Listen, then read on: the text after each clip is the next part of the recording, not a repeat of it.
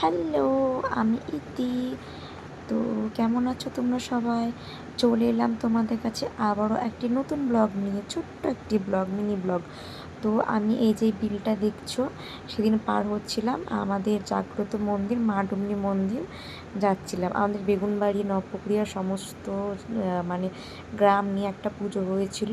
তো সেখানেই মা ডুমনিতলায় যাচ্ছিলাম পুজোতে, আর দুপুরবেলায় খাওয়ার জন্য যাচ্ছিলাম। আর এটা দেখছো নৌকো চালাচ্ছে, এটা কালা কাকা। আমাকে জিজ্ঞেস করছিল কোথায় বিয়ে হয়েছে না হয়েছে। তার কারণ আমি যখন 7-8-এ পড়ি তখন এখানে পড়তে আসতাম এই পার হয়ে, কারণ সন্ধ্যার দিকে পড়তে আসতাম 4 বান্ধবী মিলে।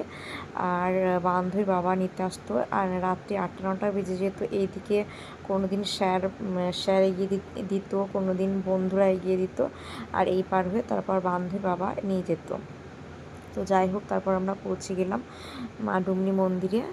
তো দেখো প্রচণ্ড মেঘলা ছিল সেদিন, আর বৃষ্টিও হয়েছিল, পুরো কাদা হয়ে গেছে জায়গাটা। আর নতুন করে বলার কিছু নেই আমাদের এই মা ডুমনি মন্দির নিয়ে।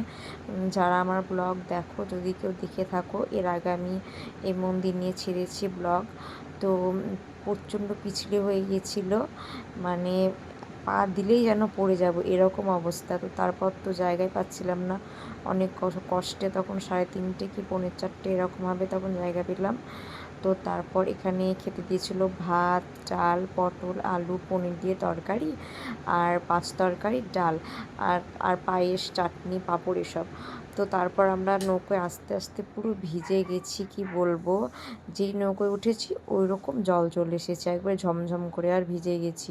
আর তারপর একটা বাড়িতে গিয়ে দাঁড়ালাম, সবাই বলছিল ছোটো বাচ্চা আছে যেহেতু একটু দাঁড়িয়ে যাও। তো তারপরে জানতে পারলাম ওই বাড়িটা আমাদের একটা রিলেটিভের বাড়ি, মানে বিয়ে হয়েছে আমার একটা খুড়তুতো বোনের পিসির মেয়ের বিয়ে হয়েছে। তো সেখানে দাঁড়িয়েছিলাম। আর এই যে দেখছো এটা প্যাকেটে, এটা ওর পাপা খায়নি, তাই একটু পায়েস নিয়ে নিয়েছিলাম, সেটাকে খাওয়াবো বলে। ও খেতে খুব ভালোবাসি। তো ভালো লাগলে পাশে থেকো।